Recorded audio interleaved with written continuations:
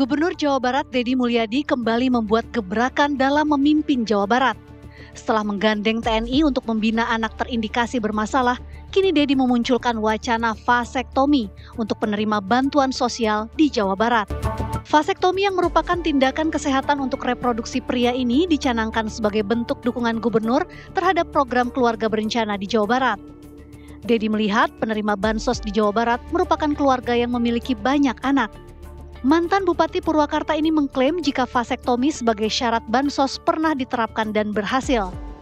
Deddy juga berpikir jika program reproduksi selama ini hanya berfokus pada pihak perempuan, sehingga dengan program vasektomi, suami bisa ikut berperan. Terlebih, Deddy akan memberi insentif sebesar Rp500.000 bagi warga yang berkenan menjalankan vasektomi. Rencana ini tentu menuai pro dan kontra. Bagi sebagian ulama, vasektomi tidak sesuai ajaran Islam dan mengharamkannya.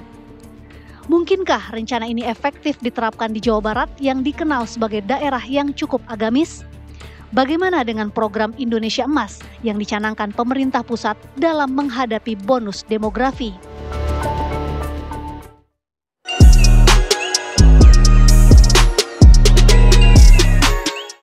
Ya, ini yang menjadi banyak perbincangan di masyarakat, pemirsa, mengapa kemudian kebijakan ini diambil oleh Gubernur Jawa Barat yang kita tahu betul bahwa warga dan juga daerah yang dikenal cukup agamis. Kalau kita lihat dari segi fatwa yang sudah dikeluarkan oleh MUI, jelas di sana kemudian hal ini diharamkan. Dan juga kalau kita melihat mengacu kepada keterangan dari BKKBM bahwa juga vasektomi ini masuk dalam kontrasepsi tetap yang kemudian mengarah kepada kemandulan di sana. Nah, bagaimana kemudian hal ini yang bisa diterima oleh warga Jawa Barat? Mungkinkah hal ini diterapkan di sana?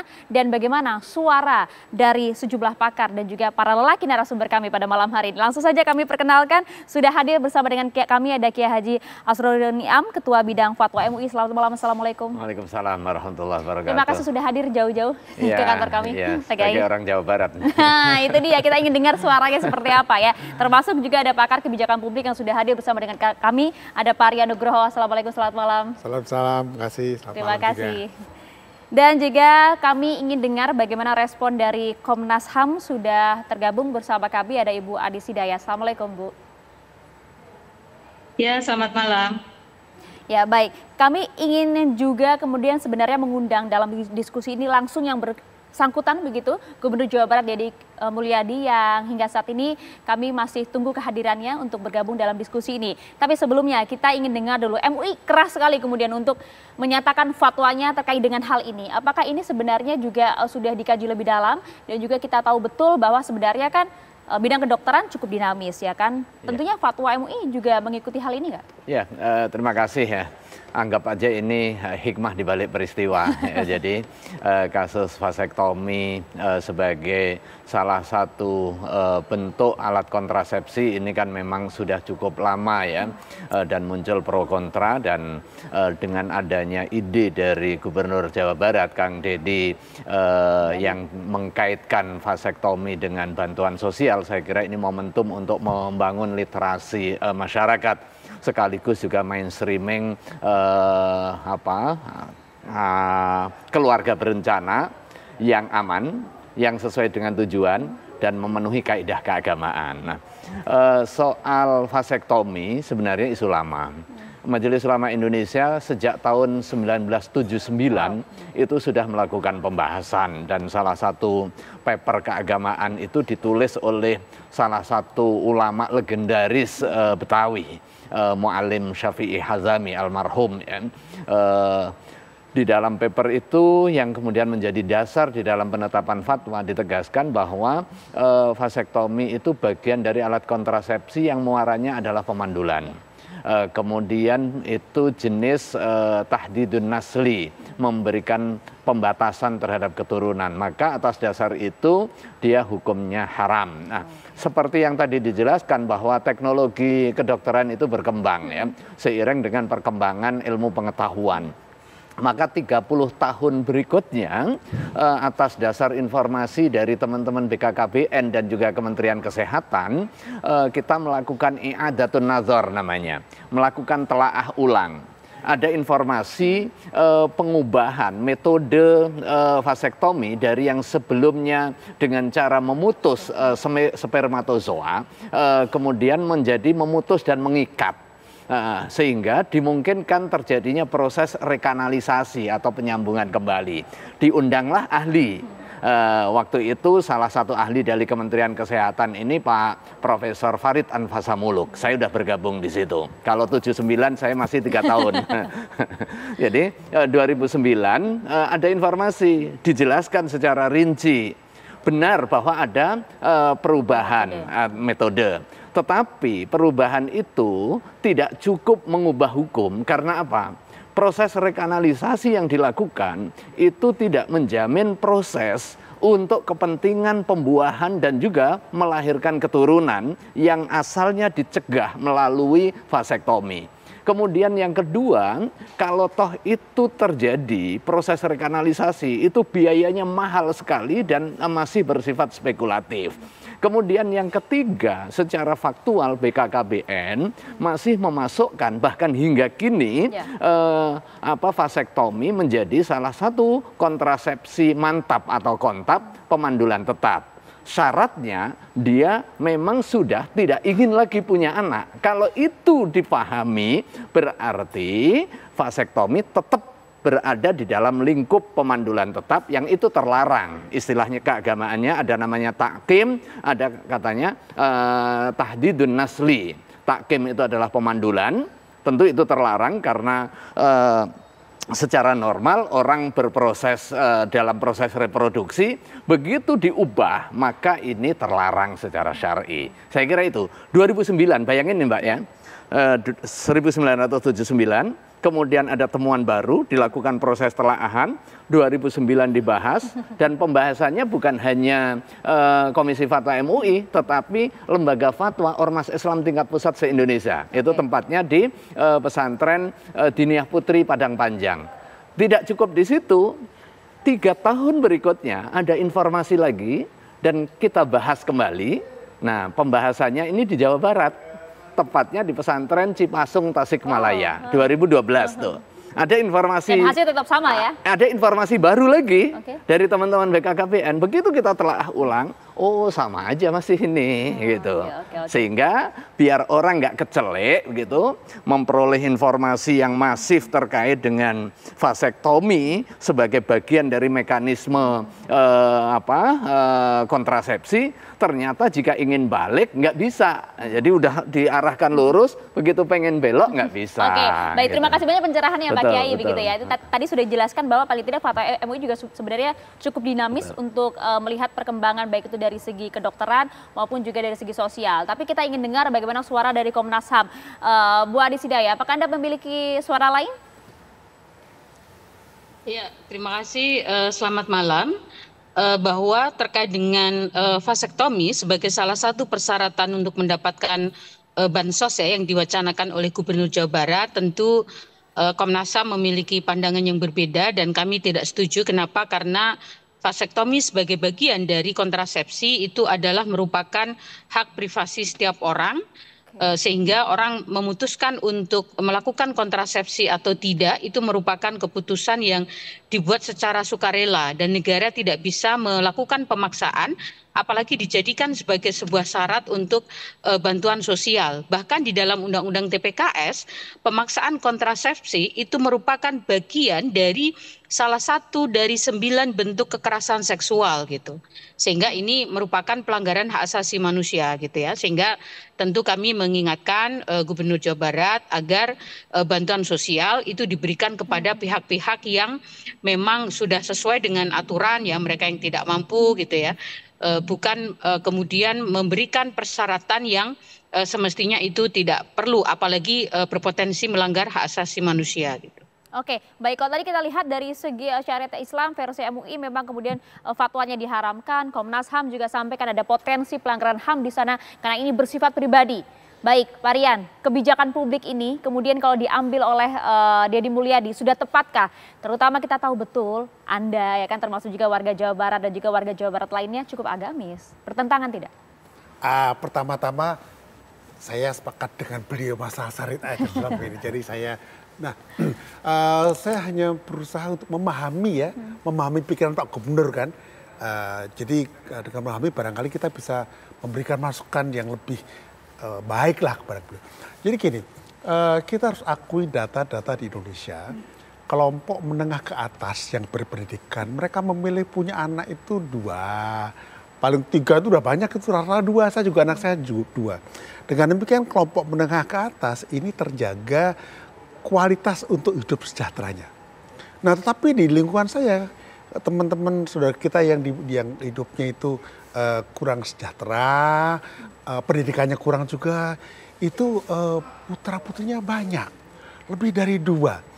Sehingga pernah dulu Pak Menko Kestra waktu itu, PMK waktu itu mengatakan bahwa memang kendalanya adalah akhirnya jumlah orang miskin nambah terus. Oke. Tapi kan ini tidak kemudian digeneralisir ya Pak ya, karena kita juga tahu betul ya bahwa banyak juga yang kemudian memiliki jumlah keluarga yang cukup banyak tapi juga sejahtera. Enggak, ini rata. Jadi dengan demikian mungkin saja beliau punya pikiran ke sana ya. Okay. Sehingga bagaimana, karena kalau itu ditambah ekonominya tumbuh terus, tapi yang ini yang kurang mampu kita tambah terus kan jadi beban kan. Mungkin beliau kepikiran ke sana, mungkin sehingga maksudnya ke vasektomi. Nah memang yang jadi agenda adalah cara untuk merumuskan dan mengkomunikasikannya. Karena gini, kebijakan publik di bidang sosial itu harus selalu ganda. Harus digunakan sebagai untuk cara pendidikan. Jadi misalnya pendidikannya misalnya membatasi kelahiran, tapi tidak langsung ujuk-ujuk. Nah maka tadi saya melihat, kayaknya Pak Gubernur mengatakan itu mengharapkan. Mudah-mudahan mengharapkan tidak memaksa ya, tapi tidak boleh ujuk-ujuk nanti berkenaan dengan syariat Islam nanti nggak betul juga. Nah meskipun kalau berhubungan dengan medik nanti ya silakan ke sini karena katanya kemajuan AI membuat itu, dan ada juga pendapat bahwa memandulkan itu mengambil testisnya bukan mengikat, jadi masih debatable. Tapi silakan itu. Tapi yang bagus adalah yang pertama, kebijakan sosial itu bisa digunakan untuk dual. Satu kebijakan sendiri, satu untuk pendidikan sosial. Jadi pendidikan sosialnya kalau diarahkan kepada bagaimana saudara kita yang itu kurang masuk penghasilan kurang itu membatasi jumlah warganya, itu boleh. Tapi caranya nanti harus dengan cara yang berbeda. Jadi nggak serta-merta salah ini loh ya. Oke. Artinya menurut Anda banyak yang mempertanyakan mengapa kemudian membenturkan antara pemberian bantuan sosial yang merupakan juga kemudian kewajiban dari negara dengan pembatasan keluarga berencana. Ini menurut Anda sah-sah saja artinya? Gini, pada waktu zaman Orde Baru kita boom itunya. Sehingga dikatakan bahwa negara akan memberikan jaminan kepada anak 1 dan 2. Jadi nanti bisa aja dibuat kebijakannya adalah tidak langsung kan ya. Jadi keluarga miskin itu dibantu, di bansos, tetapi yang ditanggung hanya anak 1, 2. Nah dia berpikir 3-4-nya. Jadi memang ada cara kesananya. Nah perihal misalnya yang non muslim memilih untuk vasektomi karena masalah, silakan ruangannya dibuka. Jadi yang kita boleh lihat, kalau saya melihat perspektif ini ya, idenya saya boleh inovatif, tapi barangkali mengemasnya akan menjadi kebijakan yang itu masuk kemana-mana. Itu dia. Itu. Idenya boleh saja, tapi apakah kemudian ini bisa diterima untuk semua? Kami akan membahasnya untuk ada sesaat lagi. Tetap bersama kami di Apa Kabar Indonesia Malam.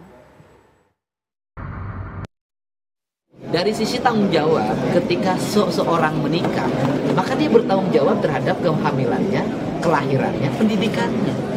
Nah, kalau orang tidak punya kemampuan untuk membiayai kelahiran, membiayai kehamilan, membiayai pendidikan, ya jangan dulu ingin menjadi orang tua dong. Untuk itu, agar kelahirannya diatur dan angka kemiskinan turun, karena hari ini kan yang cenderung anaknya banyak itu cenderung miskin.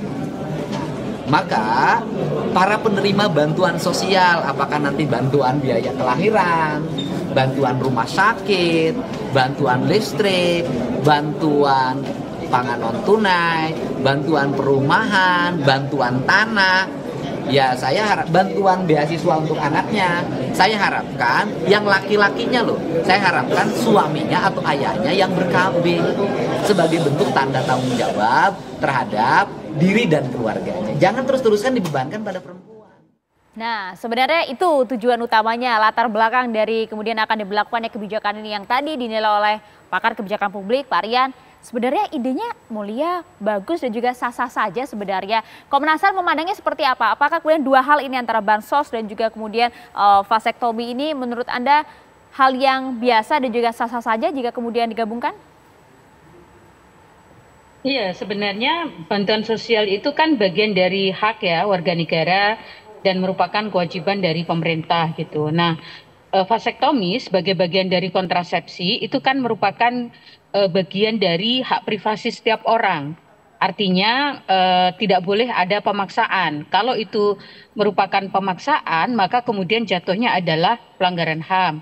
Dan bahkan di dalam Undang-Undang 12 tahun 2022 tentang TPKS itu dikategorisasi sebagai tindak pidana kekerasan seksual gitu. Jadi kalau itu sebagai syarat atau dikondisikan, artinya itu kan pemaksaan gitu ya, sehingga itu mestinya tidak dilakukan gitu oleh negara melalui pemerintah daerah gitu. Jadi kebijakan itu kan mesti juga selaras dengan prinsip-prinsip hak asasi manusia gitu. Jadi kalau idenya adalah bagaimana untuk membatasi keluarga gitu ya, mendorong masyarakat lebih sejahtera dan lain sebagainya, tentu tidak dengan mengkondisikan atau memaksa satu keluarga untuk melakukan kontrasepsi gitu ya, terutama kepada pihak laki-laki tadi kalau di dalam narasinya gitu. Tetapi bahwa kalau itu merupakan kesadaran yang dibangun gitu ya oleh pemerintah kepada masyarakat, maka itu sah-sah saja gitu. Tetapi jika itu dijadikan sebagai satu prasyarat untuk mendapatkan bansos,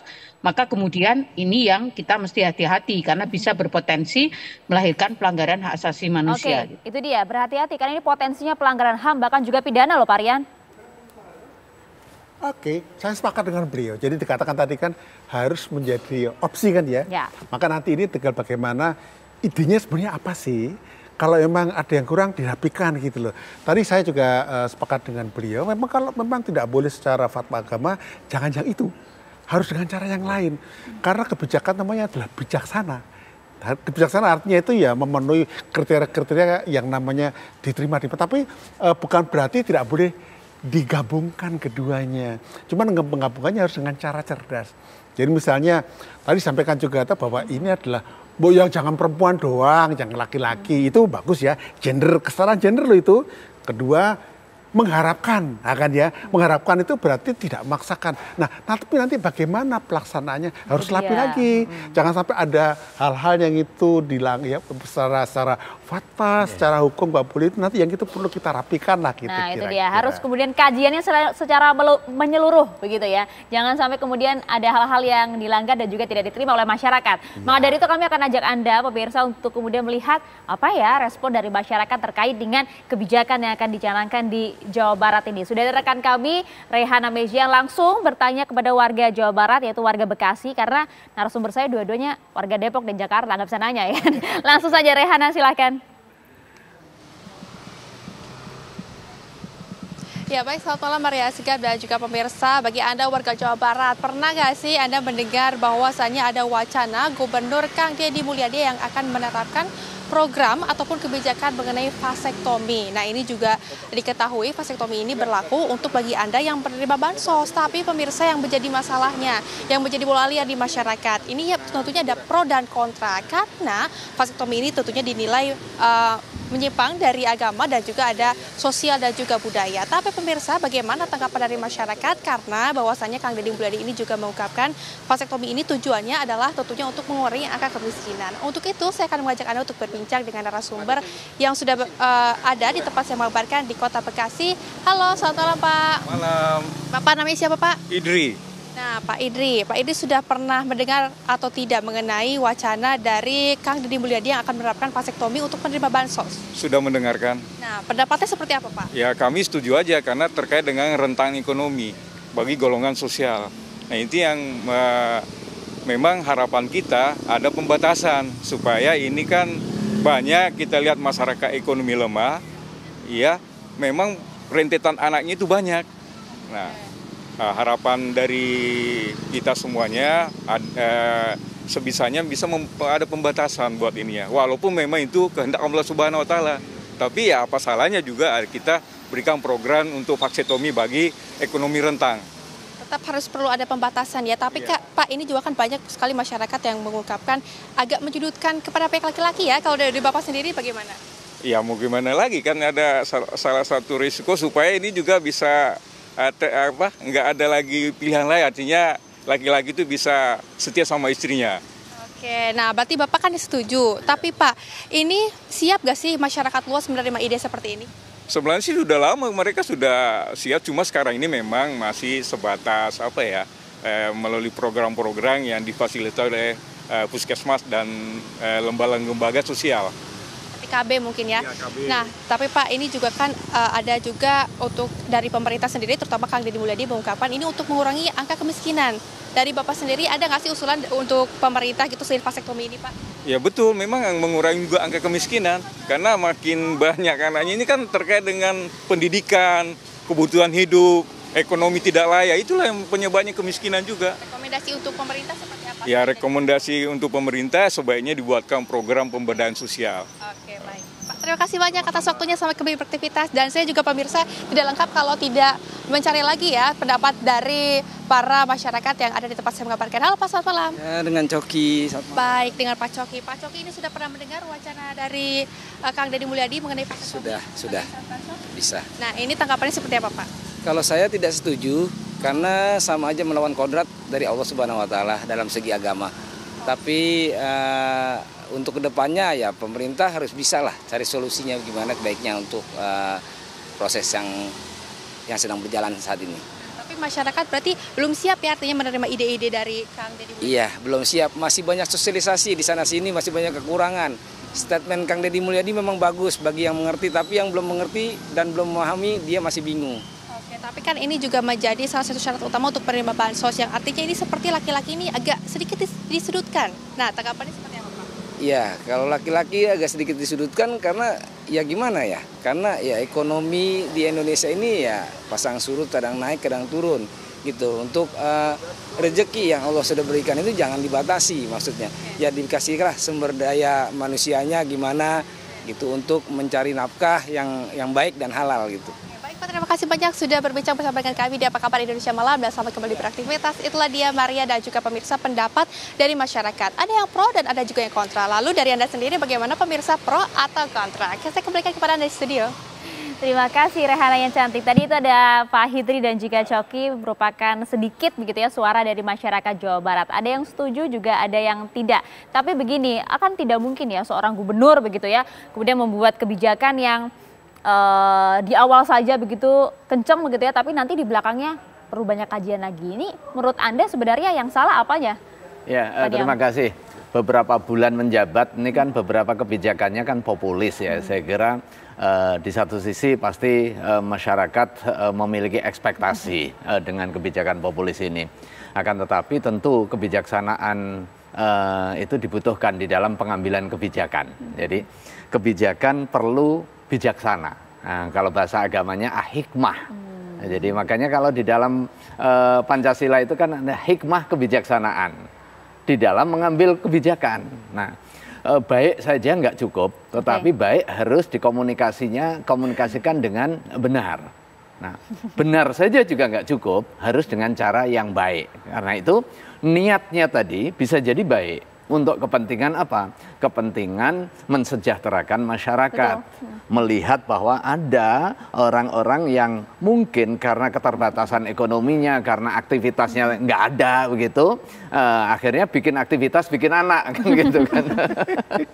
Nah, untuk meliterasi itu maka butuh langkah-langkah. Nah, di sisi yang lain ada bansos terkait dengan kewajiban negara. Pemerintah perlu mengregulasi, salah satunya dengan menetapkan syarat-syarat administratif. Tetapi kalau syaratnya bertentangan dengan hukum, syaratnya bertentangan dengan norma agama, maka pemerintah yang seharusnya ditaati bisa tidak ditaati. Waduh, ya, ini baru awal gitu. Mula menjabat loh, ini jangan gitu dong Pak Niam. Nah, memang begitu aturan masih keagamaannya panjang loh ini loh, 5 tahun loh. Kita memiliki kewajiban untuk taat kepada ulil amri. Okay. Ketika kebijakannya bermuara kepada kemaslahatan publik. Dan tadi tujuannya adalah untuk kepentingan kemaslahatan publik. Tetapi tujuan saja nggak cukup. caranya juga harus maslahat. Karena itu ketika caranya ini dilakukan bertentangan dengan hukum, berpotensi melanggar norma agama, maka dia bisa diingatkan sebelum menjadi kebijakan. Nah, begitu jadi dia. kebijakan yang melanggar, ya nggak wajib taat. Aduh, ini harusnya kita konfirmasi langsung kepada yang Betul. bersangkutan, Kang Deddy Mulyadi yang sudah kami hubungi, namun kemudian hingga saat ini kami masih menunggu konfirmasinya untuk dapat bergabung bersama kami. Kami tunggu lah ya untuk segmen berikutnya. Kemudian muncul pertanyaan, kalau begitu jika kemudian kebijakan ini diterapkan gitu ya, apa negatif ya dan juga apa dampak negatif dari kebijakan ini? Pak Rian harus menjawabnya. Sesaat lagi ya Pak ya, kami akan kembali untuk Anda. Ya, kita lanjutkan diskusi kami pemirsa, karena setiap kebijakan kan pasti bisa dilihat dari sisi negatif dan juga positifnya. Setiap kebijakan pasti punya plus minusnya, Pak Rian. Kalau Anda melihat jika kebijakan ini kemudian diluncurkan di wilayah Jawa Barat yang kita tahu cukup agamis, apa kemudian mudorot atau sisi negatif dari kebijakan ini? Oke, tapi sebelumnya saya mau memberikan public edukasi dulu. Jadi kebijakan yang dibuat modelnya Pak Deddy ini adalah model disruptif. Jadi kalau model klasik dirumuskan, dilaksanakan, berprestasi. Kalau Pak Deddy ini disruptif, dipecah dulu, jadi wacana, mungkin muncul kebijakan yang godok dulu di lapangan gitu ya. Jadi bukan test the water loh, ini disruptif dulu. Jadi kalau kita sebagai akademisi ya, lihat dimensi keilmuannya dulu. Nah, ini barangkali sebuah model yang berbeda karena kalau beliau menggunakan cara sebelumnya, Pak Ridwan sebelumnya itu kan mungkin nggak masuk karena nggak ada ngedengerin. Nah ini bagaimana cara melibatkan publik secara langsung. Nah betul, nanti melibatkan pro kontra. Nah kalau dikatakan kebijakan publik itu ada efektif positif negatifnya. Kalau saya keliru, kebijakan publik hanya punya satu efek, namanya positif. Tidak boleh ada kebijakan punya efek negatif. Sehingga kalau kebijakan itu ada potensi efek negatif, harus ada risk manajemennya dulu. Ada perdamnya dulu, misalnya kalau kita melihat ada kebijakan kenaikan BBM, ada BLT di bawahnya untuk meredam, karena jangan sampai masyarakat terhempas. Jadi kalau ada yang mengajarkan kebijakan publik itu ada positif, negatif, salah. Harus negatif.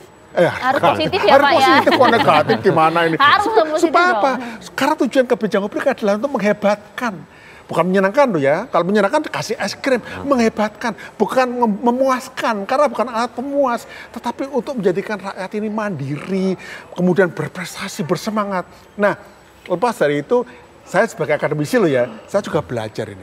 Oh kalau gitu ada model baru nih, model disruptif, tetapi nggak boleh cuma disruptif. Saya setuju dengan Prof tadi, setelah ini bagaimana kesananya, dikemas bagaimana. Lalu untuk itu sepakat saya, bagaimana itu kemudian ditarik, dikaji, dianalisa, dimensinya itu ada dimensi teknis, politis, agamis. Nah, kenapa seperti itu? Bisa. Orang bilang, oh kebijakan publik itu rumit. Ya memang rumit, namanya buat publik, tapi harus dikerjakan. Gitu supaya menarik kalau Anda semuanya. tadi sampaikan bagaimana kemudian setiap kebijakan publik yang harus positif ini tentu harus ada antisipasinya jika kemudian hal-hal yang tidak diinginkan terjadi. Gitu. Saya ingin tanya ini langsung ke Komnas HAM. Bu Anies, kalau menurut Anda antisipasi apa yang kemudian harus disiapkan jika kebijakan ini kemudian akan tetap dijalankan di Jawa Barat? Apa yang disampaikan oleh Kang Deddy Mulyadi itu kan baru wacana ya. Betul. Sehingga satu kebijakan itu kan memang harus dilandasi dengan satu kajian yang komprehensif gitu. Sebelum membuat satu kebijakan itu harus dilandasi dengan kajian yang komprehensif. Untuk itu tentu kami dari Komnas HAM menawarkan jika Gubernur Jawa Barat bisa berdiskusi gitu dengan Komnas HAM untuk menyusun satu kebijakan, karena tujuannya tadi kan baik ya untuk bagaimana meningkatkan kesejahteraan masyarakat gitu, membuat mereka yang memutuskan untuk menikah memiliki tanggung jawab dan lain sebagainya, dan bagaimana bansos itu bisa didistribusikan secara lebih efektif gitu ya, tentu untuk meningkatkan kesejahteraan masyarakat. Sehingga kami dari Komnas HAM sangat terbuka jika Kang Deddy Mulyadi bersedia untuk melakukan diskusi dengan kami gitu, sehingga kebijakan yang akan dibuat ke depan itu selaras dengan prinsip-prinsip hak asasi manusia, dan seluruh kebijakan yang dibuat memang seyogyanya dilandasi dengan adanya satu kajian yang komprehensif gitu, sehingga untuk meminimalisir resiko, meminimalisir dampak negatif yang bisa ditimbulkan dari adanya satu kebijakan yang akan diputuskan gitu. Oke, tapi kalau menurut Anda apakah kemudian ini juga memiliki dampak negatif yang ditimbulkan jika diterapkan, atau ya positif saja nampaknya kalau dari segi alasan tadi kan kita lihat? tasarruful imam ala ra'iyah manutun bil maslahah. Kebijakan publik yang diambil penguasa itu harus bermuara kepada kemaslahatan. Saya kira senada dengan apa yang disampaikan oleh Pak Rian tadi. Ketika kebijakan publik sudah diambil, harus berorientasi kepada kemaslahatan. Tetapi kadang di lapangan itu tidak semulus dengan apa yang kita rencanakan. Disitulah pentingnya kajian mendalam mengenai apa? Mengenai nanti perencanaannya, pelaksanaannya, dan dampak yang ditimbulkan. Ini harus dihitung. Karena publik itu kan beragam, tidak satu warna, tidak satu kecenderungan. Di satu sisi, kalau khususnya kebijakan publik terkait dengan bansos, ini mau bagi-bagi bansos secara efektif atau mau mengendalikan penduduk. Nah, ini kan gitu kan. Tapi katanya disah-sah saja kalau kata Pak Rian digabungkan ya bukan suatu hal yang apa-apa, tapi kan mustahil. Nanti ada rezimnya. Ya. Jadi kepala daerah pun dia tidak punya kekuasaan yang absolut kan. Jadi ada rezim yang punya tanggung jawab menanganinya dan punya keahlian di bidangnya. Bisa jadi itu untuk kepentingan kesejahteraan masyarakat. Tetapi ketika berbincang soal kesehatan, bisa jadi harus komunikasi dengan ahli kesehatan masyarakat, ahli kebijakan publik, dan lain sebagainya. Itulah tools untuk merumuskan kebijakan publik yang berorientasi kepada kemaslahatan. Karena itulah ya memang harus panjang-panjang usus sebelum melontarkan policy terkait dengan kebijakan publiknya, biar juga tidak kontraproduktif. Kan niat baik harus dilakukan dengan cara yang baik. Kira-kira begitu. Sepakat kalau itu. Nah, tapi kalau Anda melihat apa tidak terlalu jauh gitu ya kalau melihat ini kemudian kebijakan yang diambil oleh Deddy Mulyadi berdampak juga secara politik nih, Pak Rian. Anda melihat hal demikian nggak? Saya tidak melihat terlalu jauh seperti itu ya. Ini kan masalahnya betul-betul menyangkut masyarakat ya. Ada mungkin dipolitisasi tapi tidak terlalu kental lah gitu lihat. Yang jadi pegangan kita adalah saya sepakat tadi, pikiran baik, gagasan baik harus cara yang baik. Ini yang memang menjadi agenda kita. Tapi saya kira kalau melihat pola Pak Deddy ke depan akan juga seperti ini juga terus ya. Cuma nanti kalau kasih statement jangan terlalu kontroversi, nanti jadi masyarakat menjadi galau. Nah itu dia, banyak juga yang bilang begini Pak Rian, kan kita tahu betul ya slogan Indonesia Emas 2045 gitu ya. Bapak kemudian disampaikan kita akan memiliki surplus demografi, bonus demografi akibat kemudian bagaimana kemudian banyaknya jumlah SDM yang kita miliki di Indonesia. Apakah ini kemudian tidak bertentangan dengan kebijakan pusat apa yang diambil oleh KDM ini? Jadi begini, kita harus tahu ya, kita tuh namanya punya bonus demografi secara jumlah. Banyak yang itu produktif tapi nggak kerja. Bahkan kita posisi NEET kita, anak-anak teman-teman milenial, Gen Z, itu nggak punya kegiatan, nggak punya pekerjaan, nggak sekolah. Jadi bonus demografi itu sebenarnya tidak semudah yang kita sampaikan. Nah ini yang saya kira menjadi, kalau kata gitu ya, kita harus memikirkan lagi. Apa sih bonus demografi itu? Karena dengan era AI, ingat loh, McKinsey yang konsultan pun udah memotong konsultannya pakai robot loh ya. Kalau masyarakat kan harapannya ya itu tugasnya negara dan tugasnya pemerintah dong memberikan lapangan pekerjaan. Nggak gitu bisa, nggak semudah itu. Karena realitasnya sekarang itu yang namanya investasi selalu padat modal dalam padat teknologi. Nggak pernah berkarya. Inilah masyarakat harus sama-sama berpikir. Di sinilah yang kita katakan kolaborasi nggak cuma negara dengan masyarakat, tapi masyarakat ke negara juga. Tapi negara nggak boleh kemudian membiarkan masyarakat sendirian, diajak. Jangan kemudian kalau terpaksa diajak, ya enggak, sejak awal diajak. Prof, kemudian teman-teman Komnas HAM, ahli kesehatan tadi ya, ayo diajak. Nggak apa-apa, statement, kalau sudah statement nggak apa-apa. Tapi ketika anda dirumuskan dengan baku, harus betul-betul dikaji betul. Karena gini, ingat loh, tapi nggak boleh habis waktu. Karena nanti kajinya perlu bertahun-tahun. Enggak lah. 3 bulan selesai asal mengundang orang-orang tepat. Prof ini cocok tepat ini. Kita juga sebenarnya ingin dengar ya, sayang sekali hingga di akhir diskusi kami, Kang Deddy Mulyadi Gubernur Jawa Barat tidak dapat bergabung bersama kami. Padahal kita ingin dengar apakah ini memang hanya sekedar wacana yang dilontarkan ataukah kemudian juga akan diterapkan dalam waktu dekat ya. Dan kalau begitu kita akan tunggu saja bagaimana kemudian wacana ini akan kemudian digulirkan di Jawa Barat. Terima kasih banyak Pak Rian. Terima kasih Pak Rian atas waktunya dan juga terima kasih Bu Nisa Hidayah. Meluangkan waktunya di tengah perjalanan. Terima kasih Bu. Sehat selalu.